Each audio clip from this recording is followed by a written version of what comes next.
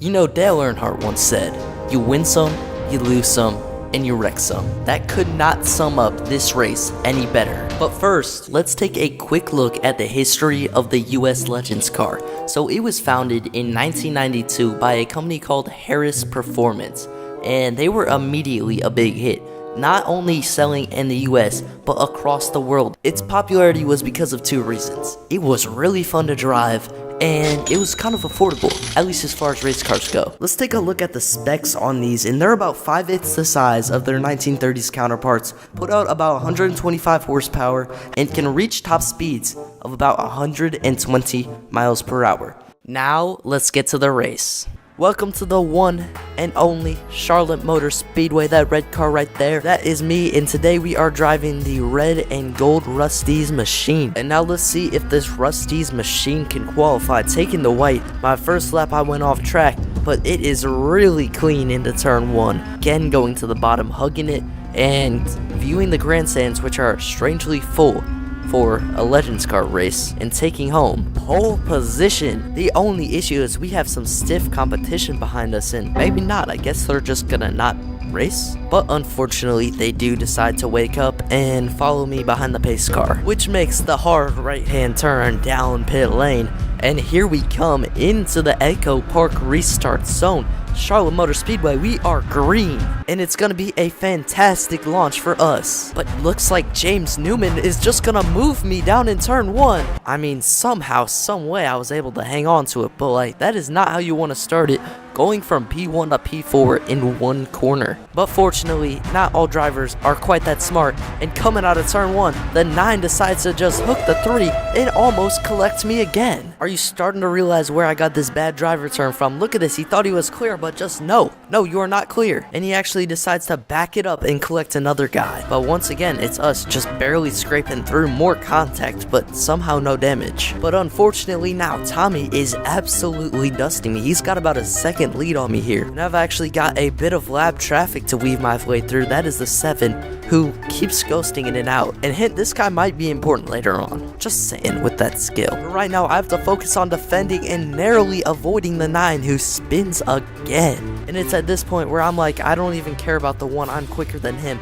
And I am also quicker than the leader. I need to go and pass him now. Especially with the levels of attrition we've seen in this race so far, it's not going to get easier as we go on. And now you can see me really starting to close in. And looking out my cockpit, it's almost like Tommy is pulling away from me. And what is going on? I just phased through a car. Okay, maybe I was exaggerating, but just look at this.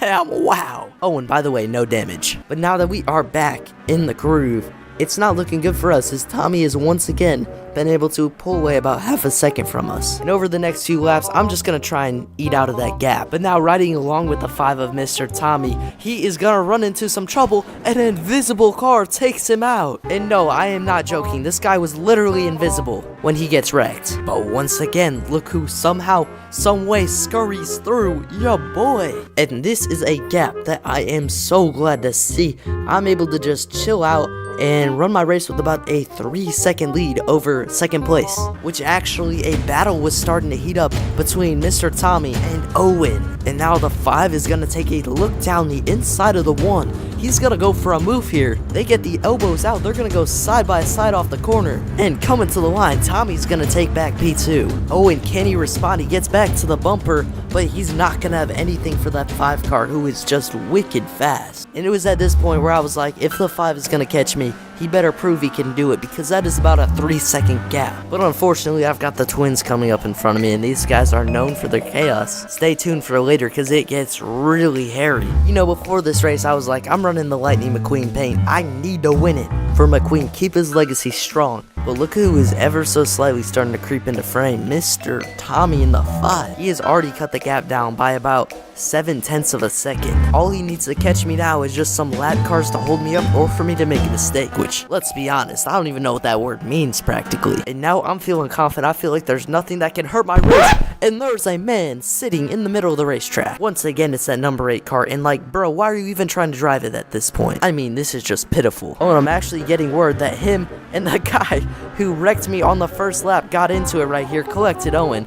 And I mean, they're just really going at it right now. Like, 3 is mad, he's just gonna run him over again for good measure. And like, I don't even know what is going on at this point. This race is just out of hand. But guess who that checkup benefits? Mr. Tommy, now just like a second and a half behind with about 8 laps to go. But now my patience is about to be tested when this really slow 10 car, he is so far off the pace, you can see it here.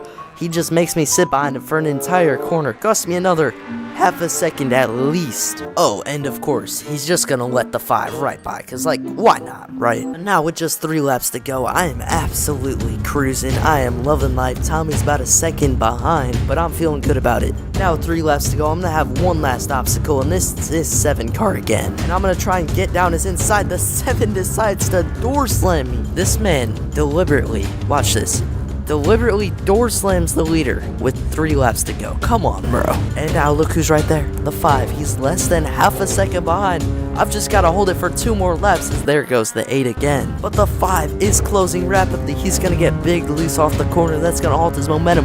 White flag. 1 more lap of racing. And the track is clear besides for the 8 just laying in the grass. But that's where he's been all race, so I'm not going to bat an eye at it. And we are gonna bring it out of turn 4 for the final time and win at Charlotte Motor Speedway. And I did not want any more silly business. I just parked it straight up. No burnout, no nothing. But wait, one final statement. Please like and subscribe.